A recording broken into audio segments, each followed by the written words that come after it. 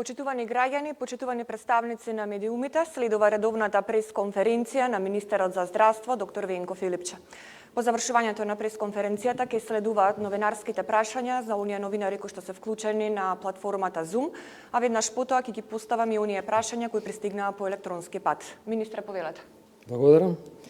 Почитувани представници на медиумите, почитувани граѓани, дозволете да кажам најновите информации во врска со COVID-19 вирусот во нашата земја, некои податоци кои што стигнаа од анализите на овие бројки, зашто се бројките така високи овие денови, кои се директните причини, што анализите покажа како се движат новодиагностицираните во однос на кластерите и секако кои се предвидувањата. Најпрво статистиката. Во последните 24 часа направени 1272 тестирања, регистрирани 180 нови случаи, и тоа во Скопје 109, Куманово 26, Дебар 1, Штип 15, Тетово 12, Струга 1 случај, Велес, Битола и Охрид исто така по 1 случај, Гостивар 8, Гевгелија 2, Валандово 1 и Свети Николе и Неготино по 1 пациент. Денеска Институтот за јавно здравје регистрира 11 оздравени пациенти во Скопје, 6 во Прилеп, 1 и во Велес 4. Починати се двајца пациенти на клиниката за инфективни болести пациент од Куманово и во болницата 8 септември пациентка од Скопје, двајцата на 59, односно 68 години. Вкупната бројка на диагностицирани пациенти во нашата земја од почеток на епидемијата е 2790, бројката на оздравени 1632, на починати 149, а у моментов бројот на активни случаи изнесува 1009. До сега се направени вкупно 34.386 тестирања на COVID-19. Од вкупниот број направени тестови во изминатото деноноќе 16 теста се во рамките на скринингот во градинките во Штип, каде нема позитивни на вирусот. На инфективната клиника се примени во изминатите 24 часа 5 пациенти и уште 5 префрлени од болницата 8 септември, вкупно 53 во моментот, и таму нема пациенти на механичка вентилација, а во болницата 8 септември вкупно 27 пациенти позитивни на вирусот, на респираторна машина се 7 пациенти и уште 6 со потешка клиничка слика. Во болницата во Битола хоспитализирани 9, во Штип 19 пациенти, на другите инфективни оделенија во Охрид, Велес, Куманово и Прилеп 29 пациенти сместени и се наоѓаат на лекување. Продолжува тестирањето на сите контакти на заболените во кризните општини. Од денес до вчера таргетирано се тестираше и кластерската анализа на ново диагностицираните покажува следно. Околу 15 семејства вкупно носат 90% од новите случаи, што значи дека болеста се шири тесно во рамките на овие кластери. Има и нови спорадични случаи кои што не може да се поврзат со овие семејства, што е доказ дека вирусот постои и воопшто не значи дека нема и надвор од овие кластери, каде што е најголемата бројка, и затоа остануваме максимално предпазливи.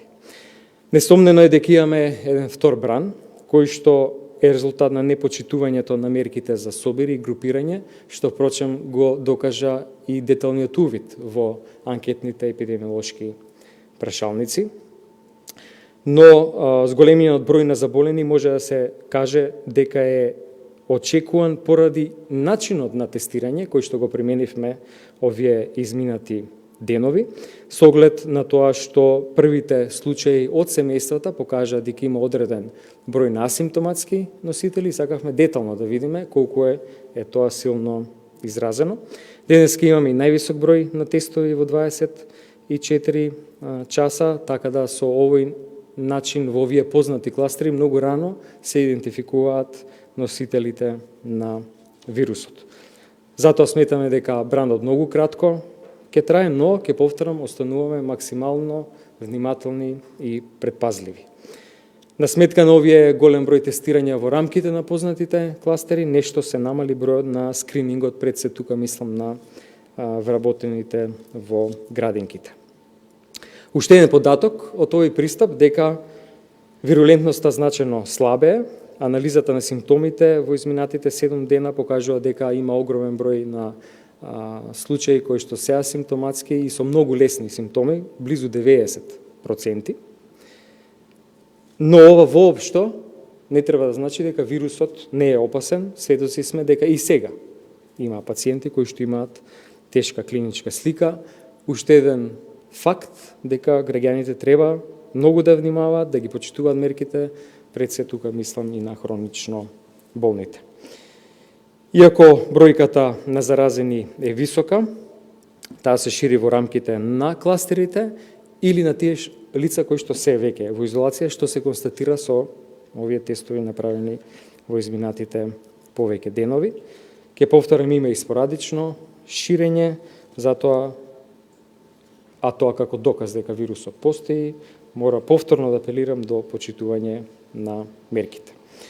Во текот на овие 2 дена, комисијата прави детални анализи заедно со тимовите на епидемиолозите вклучени во спроведувањето на тестирањето и анкетите, во однос на новиот бран, ширењето, со цел да има еден попрецизен, детален увид и согласно ова во недела ќе имаме составот на кој што ќе се дискутира за натамошните чекори. Дозволете да дам уште неколку информации за повеќе јавноздравствени установи. Има 11 случаи на заразени у болницата 8 септември здравствени работници, еден доктор, 2 болничари, 7 медицински сестри и уште еден вработен во техничката служба, но работата не е компрометирана. Утрово на координативен состанок со инфектологот од болницата 8 септември договоривме начин на тестирање на луѓето кои што биле во највисок ризик со веќе потврдените и согласно другиот дел од епидемиолошкиот прашалник препорака за самоизолација на останатите. Сите вработени на работното место со пациентите носеле заштитна опрема. На гинеколошко-акушерската клиника имаме 2 заразени, сестра и техничар. Во овој момент трајат анализата и анкетите и согласно тоа и индикацијата за тестирање. Согласно овие податоци за големиот број на диагностицирани во изминатите 24 часа, сметам дека е потврдена исправноста на одлуката за воведување дополнителна рестрикција во главниот град, меѓутоа и во другите региони, каде што имаме новодиагностицирани пациенти. Апсолутно сметам дека е ова одлука издржана, апелирам граѓаните да ја почитуваат, институциите да казнуваат доколку се детектира непочитување. Епидемиолозите утро информираат дека многу е олеснет пристапот и спроведувањето на тестирањето со оглед на рестрикцијата на движење, така да иземањето на брисевите се одвива полесно. Уште еден сакам да порачам дека вирусот е тука, се шири, непочитувањето на мерките ќе значи само продолжување на кризата и никако не помага на целиот тим епидемиолози, инфектолози, сите вклучени во оваа борба, кои што 3 месеци интензивно работат. Имаме јасна стратегија за пристап, тестирање врз основа на податоците кои што луѓето, пациентите ги даваат во нивните прашалници, но апсолутно во овој момент и овој викенд беа потребни и овие мерки на рестрикција на движењето. Апсолутно барам од сите граѓани ова да се почитува. Благодарам. Следуваат кои што се вклучени на Zoom. Прво прашање од Мирослава Бурнц, Слободен печат. Повели. Благодарам. Министре, зошто и како одеднаш почна да расте бројот на заразени со коронавирусот? Што се промени? Дали е сега вирусот повирулентен или послаб и по кои параметри се мери тоа? И второ, да ве прашам, дали сметате дека одлуката за полициски час во цело Скопје е добра и оправдана? И постои ли опасност да се прелее вирусот сега во други градови со оглед на тоа што многу граѓани го напуштија главниот град, го напуштија Скопје и заминаа по викендици и во другите градови. И тоа не беше спречено. Зошто тоа не беше спречено? Благодарам. Значи, што ни покажа првичните резултати од кога повторно почнаа да доаѓаат случаи во рамките на семејствата околу оние семејни настани околу 24-25 мај и неколку денови претходно, дека има еден одреден процент на асимптоматски носители.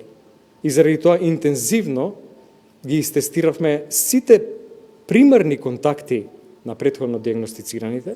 Ке повторам, околу 15 семејства се тоа во Скопје, огромен дел од новодиагностицираните се тука, меѓутоа 90% се асимптоматски.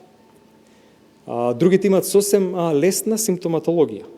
Зошто ова го направивме? Прво, да се процени ризикот кон здравствениот систем. Дали може да се очекува некаква тешка форма на болест кај новодиагностицираните и да се соочиме со сценарио во кое што би се пренатрупале болниците. Но тоа не е случај. И тоа го докажавме со овој интензивно тестирање на примарните асимптоматски контакти.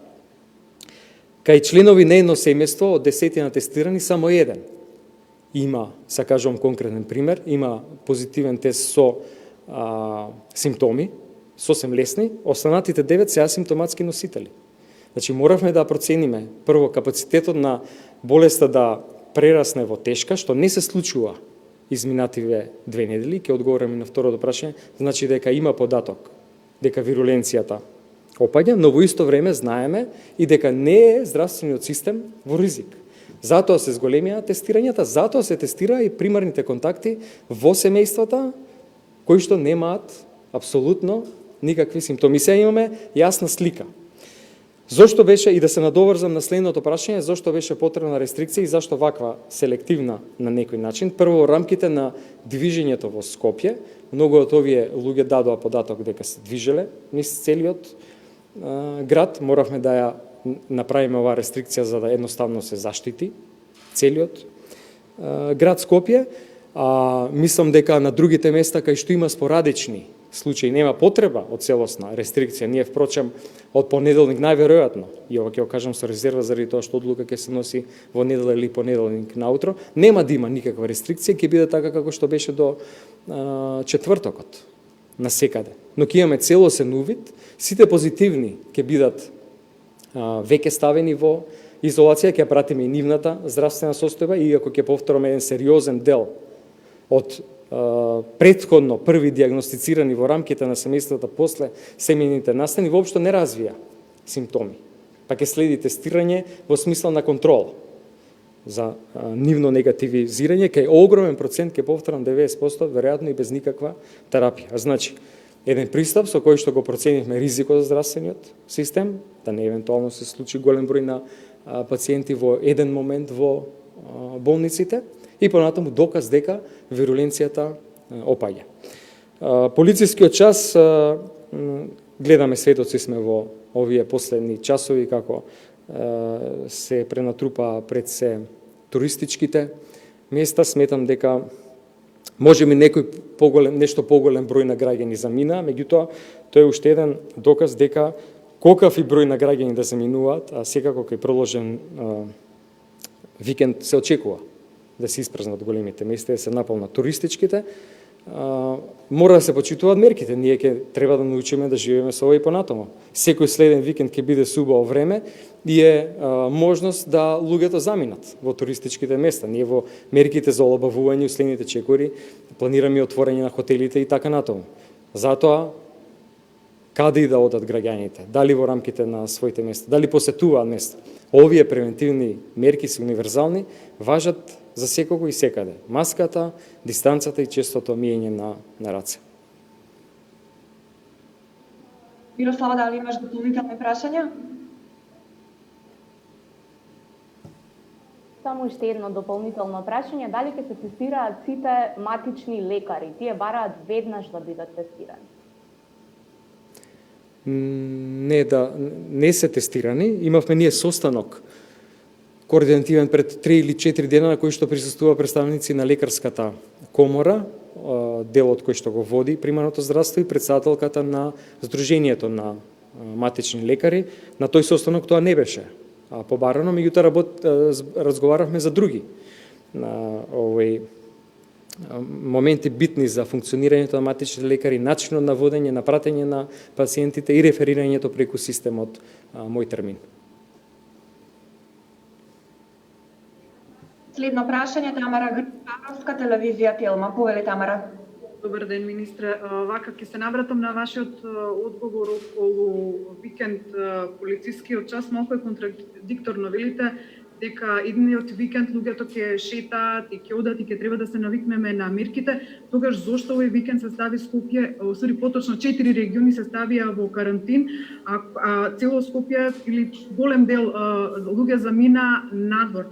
Поинтата беше луѓето да бидат дома за да биде, за да нема ширење. Во тој случај навистина не гледам логика зошто беше ставен овие 4 региони во полициски час од 80 часа, ако велите дека мора да се навикнеме и дека луѓето ќе шетат и дека хотелите ќе се отворат. Дали не проценивте дека ќе има празнење на овие региони и прелевање на тие луѓе во другите региони и дали го пресметавте ризикот дека со тоа вирусот може да се расшири? Ова е првото прашање, појаснување ако може. Од овие, дали ги имате поопштени во Скопје од овие 109 случаи во Скопје, каде се најмногу, дали ви се обработени тие податоци и зборувавте за капацитетите на болниците, затоа се тестирањата големи, бидејќи болниците и здравствениот систем има капацитет. Како се капацитетите на оделенијата во 8 септември и во неинфективната клиника, колку се пополнени? Благодарам. Многу темелна анализа се направи на пациентите и кластерите во сите на овие 4 региони и со оглед на тоа што точно ги знаеме, тие луѓе се веќе во самоизолација. Но имало еден период кога не биле свесни и циркулирале низ целиот град или во регионот, град Скопје или во регионот околу другите градови. Во таа смисла и во смисла на заштита, заради уште подетална анализа на следното колено, ќе се изразам со епидемиолошки речник, на контакти на тие луѓе кои што се анализираа следните денови, беше оваа рестрикција во движењето. Значи, дополнителна заштита во регионите, од каде што овие претходно диагностицирани, ќе повторам, 15 на семејства во Скопје, добро познати според епидемиолошките анкети, кои што се веќе сега во само изолација, да не се направи некаква натамошна проширување на вирусот заради често движење, заради обавување секојдневните обврски. Значи, само како една мерка за дополнителна заштита и за полесен пристап на епидемиолозите во овие критични неколку денови кон контактите, имајќи го предвид и потешкотите, имајќи ги со кои што се соочува епидемиолозите претходно. Во другите градови, кај што има спорадични случаи, сепак сметавме дека нема потреба да целосно се затворат градовите, но и таму има една дополнителна рестрикција. Еви таму е полициски час од 16 на часот, нема таму слободно движење. Мерка што мислам дека ќе биде сосем доволна за овие 3 дена, имајќи го предвид фактот дека беше празник денеска и празник и се очекуваше поголема фреквенција на движењето. Значи, конкретно да одговорам, се темелеше на многу детална анализа на сите диагностицирани, дали и како се ставени во изолација, дали има одредена бројка на која што дополнително треба да им се да се пристапи за да се елиминира ризикот од ширење на вирусот. Капацитетите се целосно спремни, практично нема ниту еден пациент на респираторна машина на инфективната клиника, 20 на пациенти во болницата, 27 8 септември, 7 пациенти се на респираторна машина, така да целосно е спремен здравствениот систем и затоа бројка како бројка, сакам јасно да кажам дека не значи ништо ако не се земат во предвид сите овие други работи. Значи, бројката на ново диагностицирани сама по себе не значи ништо ако не се знае како се пристапило, кои се индикациите за тестирање и кои се сознанијата. И затоа ние имаме сега една ситуација да интензивно сме тестирале првични контакти без симптоми, знаеме дека биле асимптоматски носители, сме ги изолирале во рамките на тие семејства, сме го ограничиле движењето за да евентуално не се прошири во следните денови таму каде што претходно се движеле и тука се направат епидемиолошката слика. Анкета се извинувам и има болеста согласно оние први диагностицирани после семејните настани, очигледно многу по лесна клиничка форма, имајќи го предвид фактот што 90% се со практично асимптоматски или со сосем лесна манифестација. Тоа беше целта и тако беше пристапот. Ова се причините зашто ова интензивно го работевме на терен последните неколку денови. Да кажем уште нешто, секако со резерва. Сметам дека согласно ова сликата целосно ќе се промени кон крајот на следната недела. Тамара, дали имаш дополнителни прашања?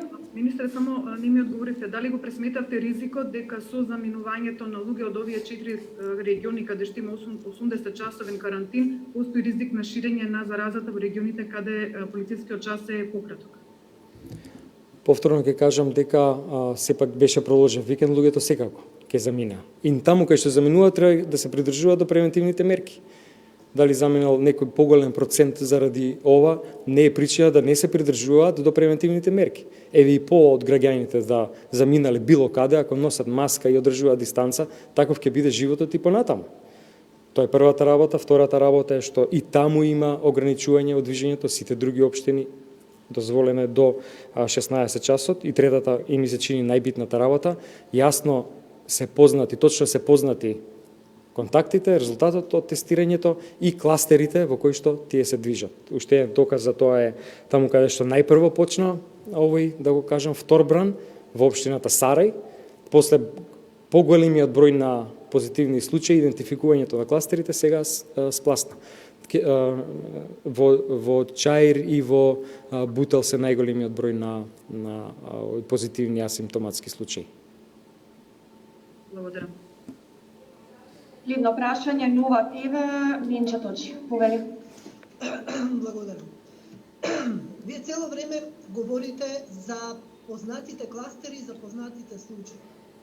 Значи, луѓе отпатуваа масовно во Охрид, во Берово, во туристичките места. Не знаеме дали некој од нив се асимптоматски, а видовме многу фотографии, видовме и фотографии од плажа каде што не се применуваат мерките. Значи, дали е проценет ризикот дека вирусот може да се пренесе и во овие туристички места?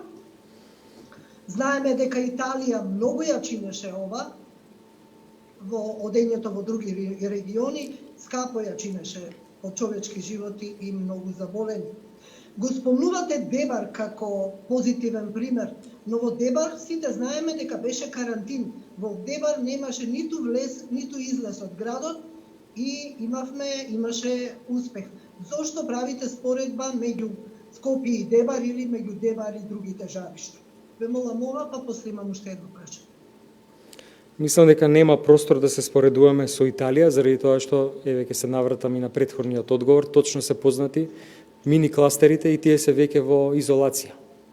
И оваа рестрикција на движењето е за да се пристапи до второто или третото колено, евентуално контакти според проценката и потребата. Луѓето секако ќе заминаа за проложен викенд во излетничките места. Ќе заминуваат и следните викенди.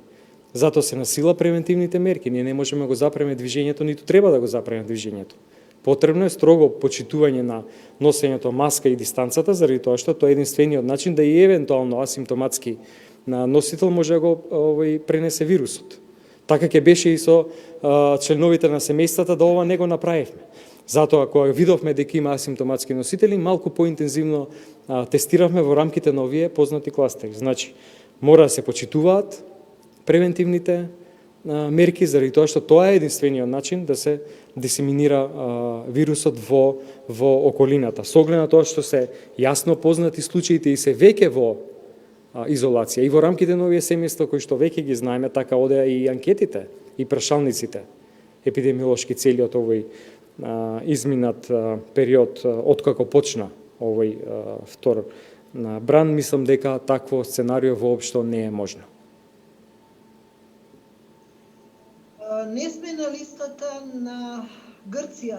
Бугарија воведе 14 дена карантин за нашите граѓани што ќе влезат таму. Ние остануваме изолирани. Што не е добро што недостасува во нашата стратегија? Зошто станавме вака изолирани од другите држави? И како понатаму? Мислам дека не сме изолирани, напротив, сметам дека има многу добра стратегија. И повторно ќе кажам, не се само бројките. И секако соседите, откако се јави во текот на вчерашниот ден бугарскиот министер за здравство и кажа дека нормално единствено нешто што знаат и што ценат другите земји е бројката на ново диагностицирање, меѓутоа не ги знаат сите други работи. И во неколку претходни пресконференции, кога на почетокот на овој втор бран ние не знаевме со што се соочуваме и што може да очекуваме, и самиот кажува дека и не е коректно од наша страна да отвориме границата, например кон Бугарија.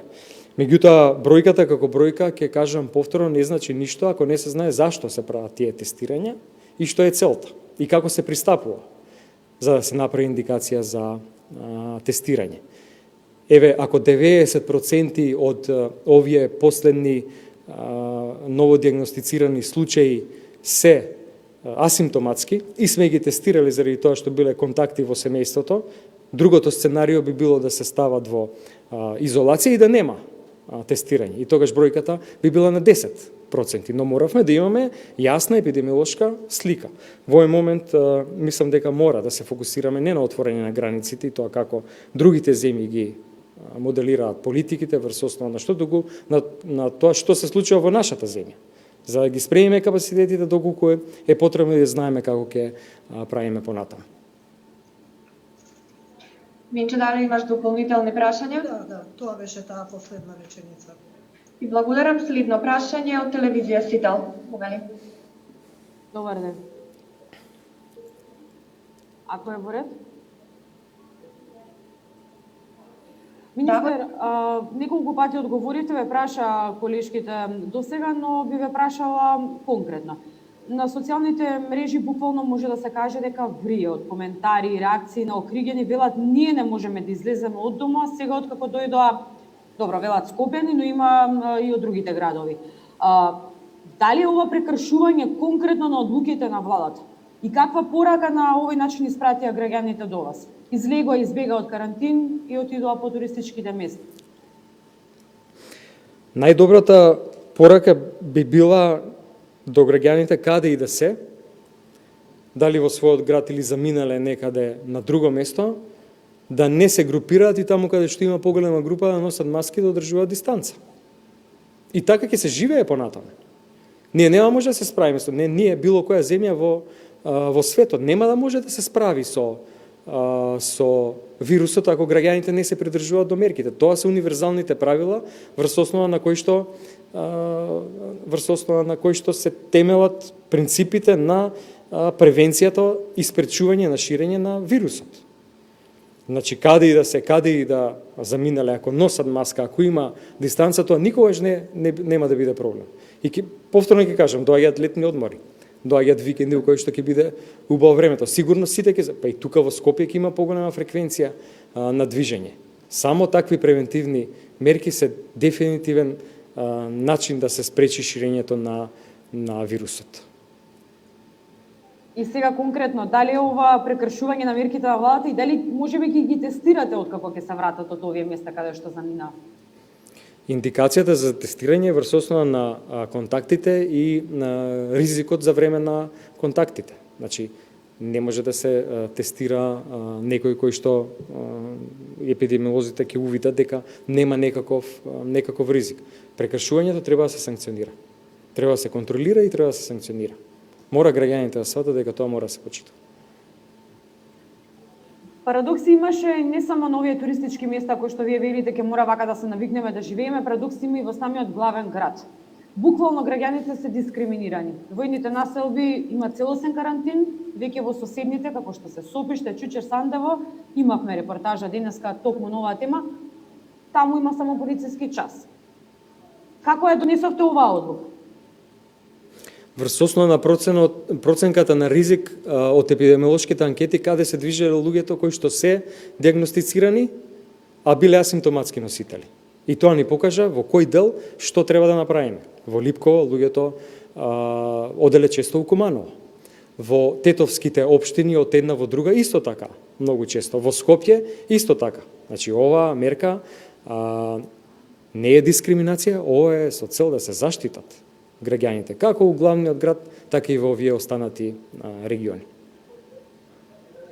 Јана, дали имаш дополнителни прашања? Во ред, благодарам. Благодарам. Следно прашање од Канал 5. Повели. Добар ден, министре. Најпрво да ве прашам на што се припишува фактот што во регионот стигнува епидемијата, кај нас е спротивен случај. Велите дека стратегијата била добра, на ваши колеги велат дека во соседството имало построги правила за тестирање, дека ги фатиле оние асимптоматски случаи. Второто прашање ми е во однос на самоизолацијата, повторно поголем број граѓани завршија во самоизолација. Дали имате гаранција од МВР дека ќе има зачестени контроли за да не се повтори досегашната практика овие лица слободно да се шетаат во градот? И последно да се надоврзам на претходното прашање на колешката од Цител, но конкретно за Скопје, зошто отпадна верзијата да се стават во карантин само оние општини каде што има жаришта, бидејќи така беше примерот во Италија, само оние делови од градот каде што имаше жаришта се става во карантина, имаше посебни пунктови пред овие општини за посебен риск излазби. Благодарам. Поради фактот што од прашалниците дознавме дека луѓето циркулирале и во други делови на градот, сакавме да ги заштитиме и полесно да се пристапи до тие контакти кои што беа најризични, и тоа се докаже денес, навистина полесно пристапуваат епидемиолозите и кон тестовите и кон анкетите. Во однос на почитувањето на мерките и самоизолацијата и решенијата, ние имавме координативен состанок со представници на Министерството за внатрешни работи, детално директорите на центрите за јавно здравје во Скопје, Тетово, Куманово и Штип укажаа на тоа со какви проблеми и предизвици се соочуваат и се договори на подобра координација на терен, а исто така детално беше реферирано и укажано од директорката на Државниот санитарен и здравствен инспекторат, со што инспекторите од своја страна се соочуваат при контрола на одредени институции. И во однос на другите земји во регионот, секоја земја апсолутно имаше некои генерални принципи во кои што се засноваа политиките, но и секоја земја имаше своја политика. Така направивме и ние. И се покаже дека стратегијата е добра. Успешно го амортизиравме тој бран. Значено се намалија бројот на пациенти. Меѓутоа, мислам дека тука нема правила и мислам дека е грешка. Не би сакал да коментирам сега конкретни други земји, но еве во Германија повторно се јавуваат случаи исто така поврзани со семени настани во места каде што немало веќе. Словенија прогласи крај на епидемијата и после повторно се појавија случаи во Марибор, ми се чини. Затоа мислам дека не треба да се брза со прогласување на крај или со прогласување и укажување тоа дека нема случаи, заради тоа што сметам дека вирусот е тука и ќе остане тука. И ќе биде прашање само кога повторно ќе се јави, што ќе биде тригерот и како земја некоја ќе одговори. Сметавме дека е многу важно да се анализираат сите контакти на новодиагностицирани и се покажа дека е тоа битно заради тоа што јасно ги ограничивме кластерите. Значи и видовме дека болеста е сега полесна и дека нема ризик за здравствениот систем. Поинаку да беше, ќе требаше да се спремаме и ние. Поинаку. Значи сметам дека не треба затворање на очите, туку треба апсолутно будно и транспарентно пратење на состојбата со детална анализа од каде доаѓаат сите новодиагностицирани случаи. Лука, дали имаш дополнителни прашања? Да, само ако може по-конкретно. Значи, колку што ми е мене познато, не беа тестирани оние лица кои што беа контакти на веќе заболен, бидејќи немаа развиени симптоми. Дали доколку ги тестиравме и нив, а дел од нив може би биле асимптоматски, полесно ќе се справевме до сега? Не, поради тоа што сите кои што беа контакти беа ставени во самоизолација и беа тестирани само доколку за време на самоизолацијата развија симптоми. Ова беше нешто кое што беше потребно за да се процени сега потенцијалот на силината на вирусот и се докажа дека е навистина послаб. Благодарам. Благодарам. Следно прашање Христина Беловска, телевизија 24. Повели Христина. Добар ден, министре. 5 пати одговоривте дека знаете дека луѓето ќе шетаат бидејќи е продолжен викенд. Кажавте и дека ги знаете кластерите и дека тие 15 промили се изолирани и се следат. Тогаш за кого е тој полициски час во Скопје? Зашто е забрането движењето? За кого е забрането? Заради две работи. Прво, заради можните контакти кои што ги имале второто и третото колено од оние иницијално заболени, а низ главниот град, како и низ Куманово, Тетово, околината на Тетово и Штип, од работниците во текстилната индустрија, а со цел да овој се намали ризикот за дополнителна трансмисија. И токму тоа сега го работат епидемиолозите на терен. Второ, трето колено на контакти или прво колено на тие следни заболени. И во таа смисла, ние викаме дека целиот тој кластер, односно кластери околу семејствата и околу тие кластери у другите места се под контрола. И втората работа, за да се олесни работата на епидемиолозите кои што се соочуваат со проблем узимањето на анкетите и тестирањето. На предходната пресконференција, кога го најавивте полицискиот час, рековте дека поради празникот за Душница, поради Духовден, ќе мора да се воведат вакви мерки. Дали комисијата размислуваше можеби за обезбедување на гробиштата, каде што би требало да има забрана на верници, доколку тоа беше опасност од ширење на заразата, со цел да се исконтролира тоа население, односно луѓето кои што би можеле да шират опасноста. Наместо да се прекршуваат правата на слободно движење на сите кои ги почитуваат препораките. Не се прекршуваат правата, ова е за доброто на сите. За дефинитивно да се спречи и за кратко време да помине и овој втор број. И така се и предвидувањето, но ќе оставиме неколку дена да видиме тоа и бројките да го покажат и секако податоците и аргументите зад тестирањето на тие пациенти кои што ќе бидат диагностицирани. Комисијата не може да ги контролира ниту гробиштата, ниту било кои објекти надвор. Таа дава сугестии и предлози врз основа на научни аргументи, а другите институции треба да ги контролираат. Да нема собирања, да се носат маски, да се одржува дистанца. Зборувате за МВР, така, бидејќи сме во вонредна состојба, тука може да се вклучи и војската. Па сега добро, тоа е во рамките на Министерството за внатрешни работи.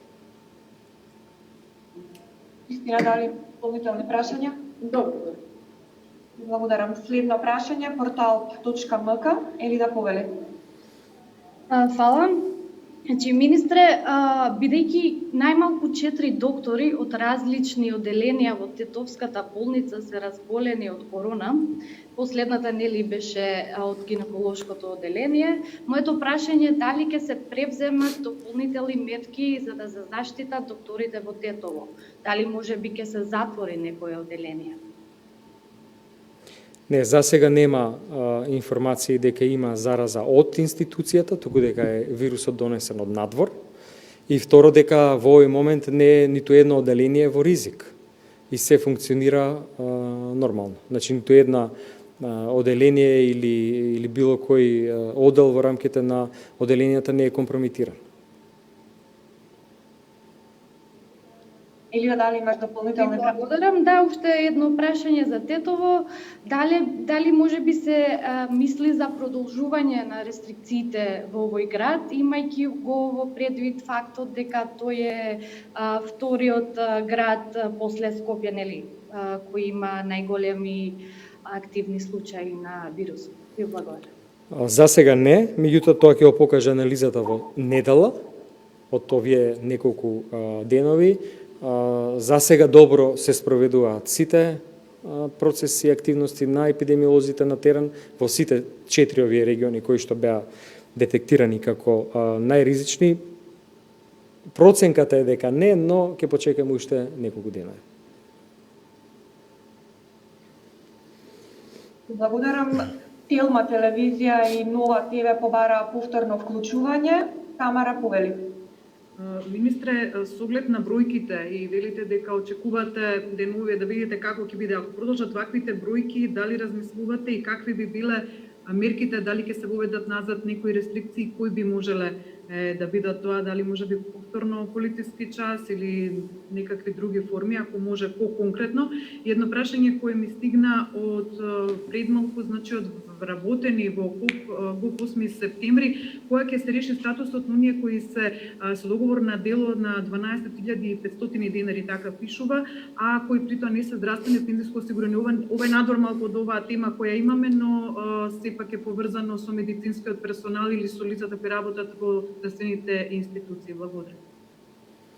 За сега никакви рестрикции од понеделник натаму не се планираат согласно сите овие податоци кои што ги има до сега и динамиката на работата денес оди во таа насока, не ќе почекаме сепак до недела. Огромен број несогласности се издадоа за вработување. Нема за жал автоматизам по кој што може да се трансформира работниот однос од определено на неопределено, че мора да помине целокупниот процес на вработување и доколку има финансова согласност од Министерството за финансии, тоа може да се спроведе. Доколку не треба да се побара согласност. Тоа е забрането за време на предизборен период. Заради тоа многу процеси тогаш кога започна, кога се распиша изборите и престана. Благодарам. Повторно вклучување побара Менча Точи од Нова ТВ. Менча повели. Да, благодарам. Едно дополнително прашање. Значи, министре, цело време зборувате за едно министерство. Знаеме дека говорите за Министерството за внатрешни работи. До кога ќе се сведувате на апели и на замолување? Има ли некој што е над министерот Чуров? И дали има заболен лекар во приватната болница? Колку што знам, има заболен лекар во Систина и моите информации се дека се таму епидемиолошките анкети завршени и дека природата на работата е таква да тој доктор немал контакт со пациенти. Така да информациите кои што дојдаа до таму е дека работата е под контрола и не е компрометирана тековната работа со пациентите. И во однос на Министерството за внатрешни работи, ние го имавме тој координативен состав на кој што укажавме на проблемите со кои што се соочуваат здравствените установи од свој аспект гледано и тоа како се спроведува контролата од тоа што стигнува како информација и верувам дека тоа ќе има резултат. Ви благодарам. Како што најавив и претходно, следуваат прашањата кои пристигнаа по електронски пат. Прво прашање, Катерина Смилева од Фокус. Пред речиси 1 месец, односно на 7 мај, министерот Венко Филипче на прашањето за реагенси кои недостасуваат за правење скен на коски и поради што им се одложуваат операции на пациенти со карцином, одговори дека 5 центарот пред неколку дена започнал со работа и овој проблем ќе се надмине. Денеска 1 месец подоцна, болниците се уште го немаат реагенсот и пациентите со карцином се уште не можат да бидат оперирани. Од Скопската клиника, како и од Битолската, на пациентите им е кажано дека се уште ги немаат реагенсите. Што да прават овие пациенти кои итно треба да се оперираат, а веќе 2 месеци операциите им се одложуваат поради немањето на овој реагенс, и што има Министерството преземено во изминатите 2 месеци за да се надмине овој проблем? Повелете. Не знам дали се работи за недоразбирање или не, пошто тој реагенс го немаат болниците, туку 5 центарот. И во еден момент не функционираше заради тоа што се правеше редовниот сервис. И јас лично гледав еден скен на пациентка од четвртокот, што значи дека работи. Но да не станува збор за некој друго испитување, би било добро да размениме повеќе информации после конференцијата. Следно прашање, Гоце Трпковски од Призма. Дали освен што се затвораат конфекции во Штип, се преземаат и мерки против собствениците и раководните лица, одговорни за реализацијата на работата и на превозот, како клучни фактори што придонесоа за ширење на вирусот во овој град? Да, констатацијата на епидемиолозите беше дека ширењето е заради непочитувањето на правилата за превоз и маските и капацитетот на пополнетост на комбињата и автобусите, така да тоа ќе треба да го преземат соодветните институции. Следно прашање Никола Ивановски, Кумановски муабети. Дали ќе се разгледува можноста за евентуално ограничување на протокот на лица од Липково кон Куманово, со оглед дека во Липково изминатата недела има голем број активни случаи во споредба со Куманово, каде што е бројката минимална? За сега не, со оглед на тоа што добро се спроведува активноста на епидемиолозите, помогнати од епидемиолозите и од Крива Паланка и од Кратово, добро одат анкетите, добро оди тестирањето, сметам дека со овој пристап и со дополнителната изолација нема потреба од дополнителна рестрикција. Следно прашање Васко Попетревски, 360 степени. Дали знаете каква е состојбата со персоналот во градската болница 8 септември во Скопје и што планирате да преземете откако неколкумина вработени излегоа позитивни на COVID-19? Вработени во болницата велат дека вторден немаат никакви насоки за тоа дали ќе се тестираат и дали треба да одат во изолација, а во меѓувреме имаат контакти со пациенти и со други надворешни контакти. Вчера стигна дел од тестовите, денеска еден друг дел на тие вработени кои што имаат симптоми, 11 се вкупно позитивни, еден доктор, 7 медицински сестри и технички персонал и болничари. Денеска имаше состанок кој што го водеше инфектологот од болницата, се евалуираа контактите и ризикот на тие контакти на веќе диагностицираните, според што се направи индикација за тестирање, што веќе се спроведува, така да информациите се дека сите вработени кои што имале контакт со пациенти биле целосно заштитени при работата. И последните две прашања се од Љупчо Алексовски, телевизија Нова 12. Имам две прашања. По 2 месеци COVID-19 повторно се врати во Гевгелија. Позитивни се двајца полицајци од Гевгелија, дел од граничната полиција која патролира долж границата со Грција. Дали е познат идентитетот на унгарскиот полицаец кој по неговото враќање во Унгарија на 26 мај и по извршеното тестирање бил позитивен на COVID-19? А ако не, зошто не, бидејќи ако е познат, полесно може да се утврдат сите негови контакти во Гевгелија и пошироко. И второто прашање, зошто не се стави целата држава под целосен карантин, со што се дозволи масовна преселба на жители од Скопје, особено по туристичките центри?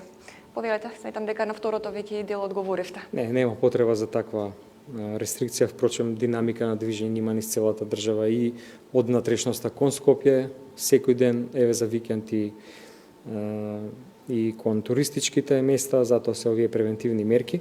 Познат е идентитетот на полицајецот, така и стигна информацијата и врз основа на тој контакт понатаму беа правени анализи и анкетни прашалници на епидемиолозите на сите во рамките на таа единица странски полицајци и наши гранични полицајци кои што имале контакт со странците. Детектирани се случаи и тие се анкетирани понатаму со соодветни решенија за самоизолација. Ви благодарам. Ви благодарам за вниманието.